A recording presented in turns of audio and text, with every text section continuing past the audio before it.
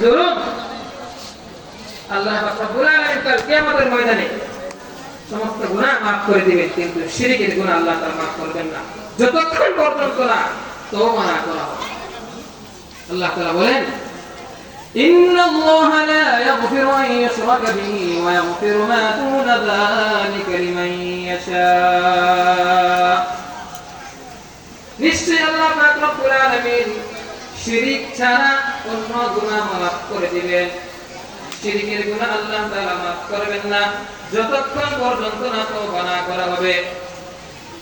শিরক অবস্থায় যদি কোনো ব্যক্তি মারা যায়, শিরক অবস্থায় যদি কোনো ব্যক্তি মারা যায়, দুনিয়া থেকে বিদায় নিয়ে চলে যায়, তওবা না করে যদি দুনিয়া থেকে বিদায় নিয়ে চলে যায়, তাহলে তার স্থান হবে চিরস্থায়ী জাহান্নাম। বলেন নাউযুবিল্লাহ।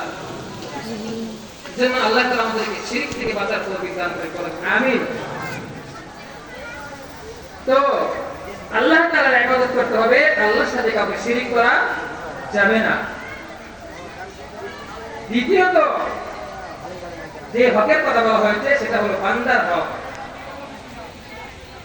শুধু নামাজ পড়লাম, ইবাদত বন্দেগি করলাম, রোজা রাখলাম, হজ করলাম, যাকাত দিলাম, পরিপূর্ণ মুমিন হতে পারেন নাই যতক্ষণ পর্যন্ত না বান্দার হক ঠিক মতো আদায় না করবে।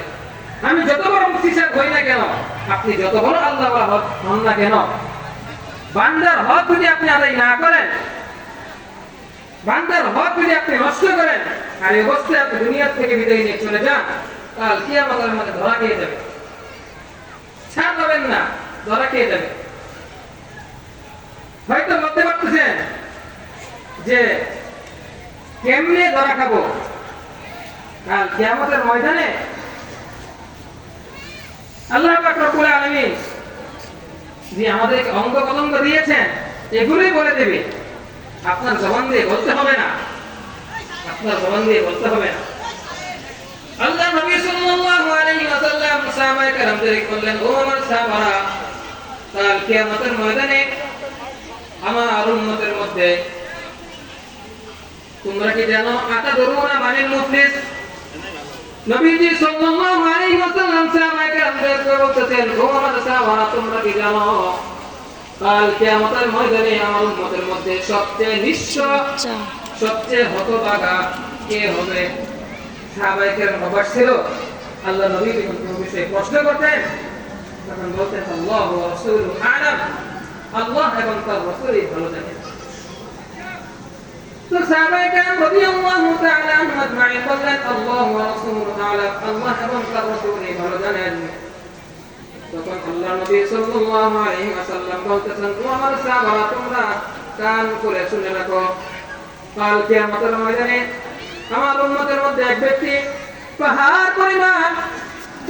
পরিমাণ আমল নিয়ে উপস্থিত হবে, অনেক আমল নিয়ে উপস্থিত হবে, কিন্তু তার অবস্থা এমন হবে যে দুনিয়ার মধ্যে সে কাউকে গালি দিয়েছিল, দুনিয়ার মধ্যে কাউকে অত্যাচার করেছিল, কারোর উপর জুলুম করেছিল, কাউকে অন্যায়ভাবে গালি দিয়েছিল, কাউকে অন্যায়ভাবে প্রহার করেছিল। এজন্য কাল কিয়ামতের ময়দানে সে যে সমস্ত ব্যক্তির উপর জুলুম করেছিল, কারো মাল চুরি করেছিল, কারো মাল আত্মসাৎ করেছিল, কাউকে কষ্ট দিয়েছিল, সেই সমস্ত পাওনাদাররা এসে উপস্থিত হয়ে যাবে। সে যে পাহাড় পরিমাণ আমল নিয়ে উপস্থিত হয়েছিল, সেই পাহাড় পরিমাণ আমল শেষ পর্যন্ত কিছুই থাকবে না। দুনিয়ার মধ্যে যে পাওনাদাররা বাকি আছে, একে একে সেই পাওনাদাররা তার কাছে উপস্থিত হবে, এসে বলবে, সে আমাকে গালি দিয়েছিল, আমার মাল আত্মসাৎ করেছিল, আমার মাল চুরি করেছিল, আমার উপর জুলুম অত্যাচার করেছিল। তখন আল্লাহ পাক রব্বুল আলামিন বলবেন, পাওনাদারদের পাওনা তুমি এখন দিয়ে দাও। তখন পাওনাদাররা বলবে, এটা তো দুনিয়া না, এটা তো আখিরাত, এখানে কিভাবে পাওনা হাসিল করা হবে? সেখানে তো টাকা পয়সা থাকবে না, সেখানে তো ধন সম্পদ থাকবে না। তখন সেই ব্যক্তির আমল নামাগুলো একে একে ভাগ ভাগ করে নিয়ে যেতে থাকবে। আমি আপনি দুনিয়াতে কাউকে গালি দিয়েছিলাম, কারোর উপর জুলুম করেছিলাম, কাউকে অন্যায়ভাবে প্রহার করেছিলাম, সমস্ত ব্যক্তি এসে উপস্থিত হয়ে যাবে। তারা এসে আমার আপনার আমলনামাগুলো নিয়ে যেতে থাকবে। তখন যে ব্যক্তি অনেক আমল নিয়ে উপস্থিত হয়েছিল শেষ পর্যন্ত তার অবস্থা এমন হবে, তার পাওনাদাররা একে একে তার আমলগুলো যখন নিয়ে যেতে থাকবে, তখন পরিশেষে যখন তার পাওনাদাররা বাকি থাকবে কিন্তু তার আমলনামা শেষ হয়ে যাবে, তখন আল্লাহ রাব্বুল আলামিন বলবেন, এখন পাওনাদারদের জুলুম আর গুনাহ আছে, সেই গুনাহগুলো সেই ব্যক্তির উপর চাপিয়ে দেওয়া হবে। পরিশেষে আল্লাহ পাক রব্বুল আলামিন ফেরেশতাদেরকে আদেশ করবেন, এই ব্যক্তিকে উপর করে জাহান্নামে নিক্ষেপ করো, বলেন নাউযুবিল্লাহ। এজন্য কাল কিয়ামতের ময়দানে আমি আপনি যাই করি না কেন দুনিয়ার মধ্যে আল্লাহ পাক রব্বুল আলামিন মুখের মধ্যে মোহর মেরে দিবেন, জবান দ্বারা কিছু বলতে পারবেন না। অঙ্গ প্রত্যঙ্গ আল্লাহ পাক রব্বুল আলামিনের সম্মুখে কাল কিয়ামতের ময়দানে সাক্ষী দিবে।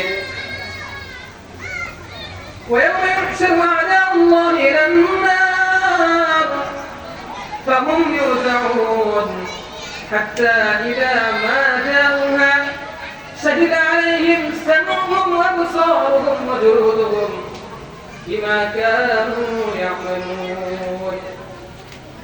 কিয়ামতের ময়দানে আল্লাহ পাক রব্বুল আলামিন অঙ্গ প্রত্যঙ্গকে কথা বলার শক্তি দিয়ে দিবেন, কথা বলার জন্য জবান করে দিবেন।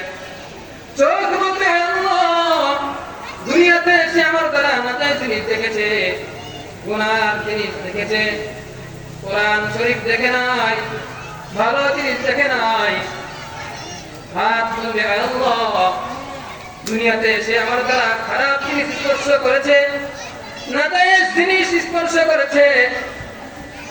দস্তগোয়াত মনসুনি দুসদিদাম লবগোয়াত মনসুনি দুসদিদাম কুশগোয়াত চিদাম সুল কালাম লবগোয়াত মনসুনি দুসদিদাম। সমস্ত অঙ্গ প্রত্যঙ্গ কাল কিয়ামতের ময়দানে সাক্ষী দিবে। পায়া বলবে, আল্লাহ সে আমার দ্বারা হেঁটে হেঁটে খারাপ জিনিস দেখার জন্য গিয়েছে, খারাপ জিনিস শ্রবণ করার জন্য গিয়েছে। এই চামড়া কাল কিয়ামতের ময়দানে সাক্ষী দিবে। এরকম ভাবে শরীরের প্রত্যেকটা অঙ্গ প্রত্যঙ্গ কাল কিয়ামতের ময়দানে আমার আপনার বিরুদ্ধে সাক্ষী দিবে। তাই দুনিয়ার মধ্যে যাই কিছু করেন না কেন, কাল কিয়ামতের ময়দানে কিন্তু প্রত্যেকটি বিষয়ের পাই টু পাই হিসাব দিতে হবে।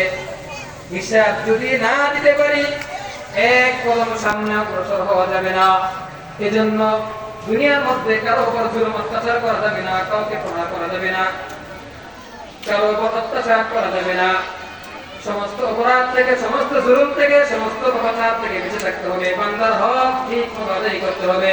এই বান্দার হকের মধ্যে সবচেয়ে বড় যে হক সেটা হলো পিতা মাতার হক। আল্লাহু আকবার।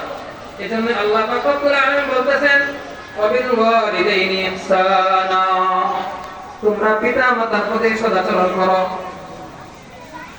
ইম্মা ইয়াবলুগান্না ইনদাকাল কিবারু আহাদুহুমা আও কিলাহুমা ফালা তাকুল লাহুমা উফফিন ওয়ালা তানহারহুমা وقل لهما قولا كريما। তাদের কোন একজন কিংবা উভয় যদি, পিতা মাতা উভয় যদি, অথবা কোন একজন যদি তোমার সামনে বৃদ্ধ অবস্থায় উপনীত হয়, অর্থাৎ বার্ধক্যে পড়িয়া তোমার সেবা যত্নের মুখাপেক্ষী হয়,